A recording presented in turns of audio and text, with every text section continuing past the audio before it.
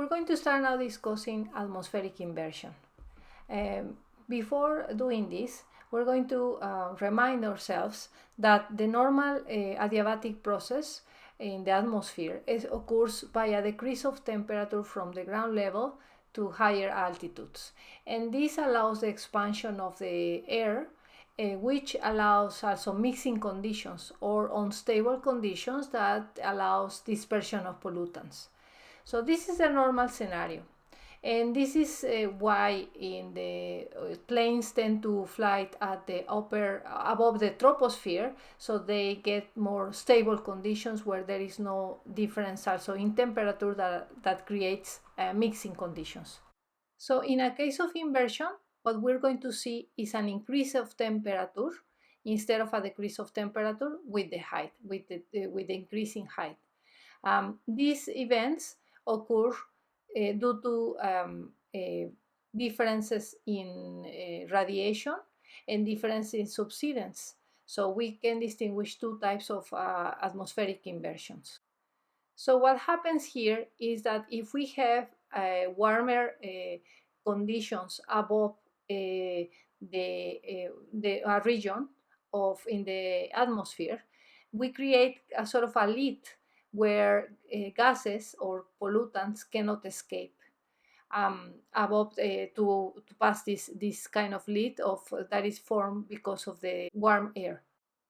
This inversion conditions is what creates pollution problems in big cities, usually when the cities are located in valley areas. So then we have this lid that traps all the contaminants in these valley areas. And above this inversion, you can clearly distinguish a stable air because you can see a clear sky above this region. While below this region, you can see a blurry air that is because it's all pollutants, and also humidity, moisture is trapped there. So this is an example of an inversion occurring in Brisbane.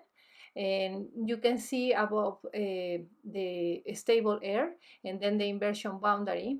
And then you can see also a bushfire and also unstable mixed air, but mixing with all the pollutants that are also caused by the bushfire. And also you can see in the mornings the Queensland fog, because the fog is also trapped in this inversion that occurs in the morning, and this is what we call radiation inversion that I'm going to explain.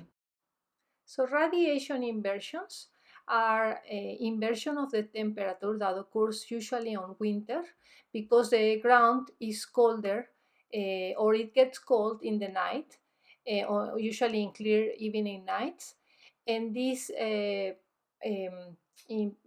allows the release of all the heat throughout all the night. And then in the morning, what happens is that the temperature of the air is warmer than the temperature on the ground. These type of radiation inversions are short, and they can go away throughout by when the morning is starting to continue. So you can see here a picture where you see the temperature profile at 2 a.m., 9 p.m., 6 p.m., and 3 p.m. So you see that in the night, the inversion process is starting to occur because all the temperature ground level starts to get colder. And then you see that once the sun and the morning allows warmer temperatures, this inversion goes away, or it starts going at higher levels, right? So usually these events are short, as we mentioned before, and they are only on the ground level from 10 meters to 100 meters. Since these radiation inversions occur on winter, there is less sun exposure, and therefore there is photochemical smoke, and ozone is a lesser problem. So now let's talk about subsidence inversion. This one develops when a widespread layer of air descends. The layer is compressed and heated by the resultant increase in atmospheric pressure, and as a result, the lapse rate of temperature is reduced. Subsidence inversions are at large scale or regional scale, and these are formed, as we mentioned before, by high pressure systems. So these are climatically determined. So we know exactly on which regions tend to be more likely to form these subsidence inversions. And usually the subsidence inversions can last for months, and the deep mixing layer is bigger than with the radiation inversions. These ones are from 100 to 1000 meters height. Subsidence inversions can be more problematic in many cases than radiation inversions because the conditions are optimal also for the creation of photochemical smoke and ozone. So in the figure above, we can see these cells that we've been discussing when we were talking about global atmospheric circulation that are constantly exchanging or moving air depending on the difference in pressure. Then we have on the figure below the descending air that causes subsidence inversions. The figure where you can see the difference in the layer. This slide on gray color that you can see, that is where the inversion occurs. So in figure B, you can see how it looks, the inversion. And of course, we mentioned that this inversion occurs above 100 meters. And in figure on the right side, you can see the two inversions.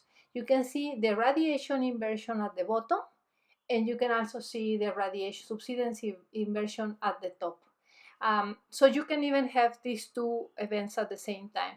So if we ask you to describe how is this what is happening with the temperature and with the atmospheric conditions, you can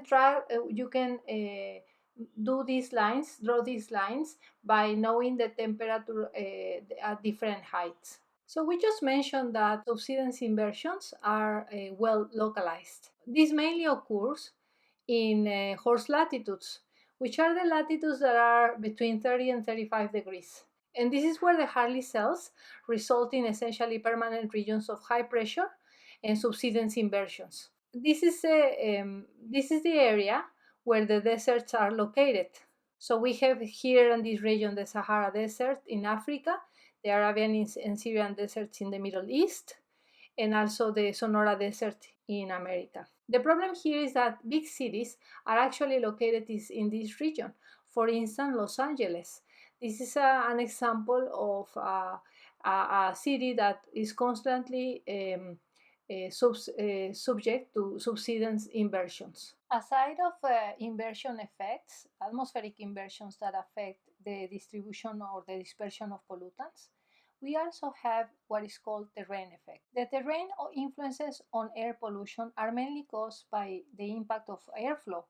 Air pollutants can either spread out or settle based on airflow influenced by terrain shape differences. So as we mentioned before, vertical and horizontal movement affects the dispersion of pollutants. This figure shows some of the possibilities of flow of air due to the terrain impacts. So for instance, wind flows over mountains may transport air pollutants to higher altitudes. And when the pollutants reach a high altitude, there is much less deposition. And colder temperatures reduce many reaction rates, and therefore pollutants may be transported over long distances by horizontal winds. And we have seen these examples when we were talking about the transport of sulfur dioxide from fires, bush fires occurring in south of Europe through the north of Europe. So here I'm going to show you three main examples of terrain effects. The first one is heat island. Heat islands are created when country breeze moves towards the urban cities, and this air, since the cities are warmer, it rises again and it creates a sort of a cell that is constantly moving air and also pollutants from countryside to the cities. It usually occurs when cities replace natural land cover with dense concentrations of pavement. buildings, and other surfaces that absorb and retain heat. Some examples of heat island problems on some major cities include Chicago and other major cities in the United States, where pavement and also concrete buildings are dominant in the landscape. So let's talk now about sea-land breeze effect. Sea breezes are important factors affecting pollution, particularly on the local scale. They occur due to the differential heating of the air over a region where a large body of water and land meet. They are a phenomenon mostly associated with summer because they are driven by the inland convection currents caused by as the land heats at the air. This results in a breeze from the sea that moves pollutants. During the nighttime, sea breezes can reverse and return as a land breeze, together with pollutants collected during the day. This terrain effect is very important because the majority of the megacities are located near the sea. So let's talk now about valleys.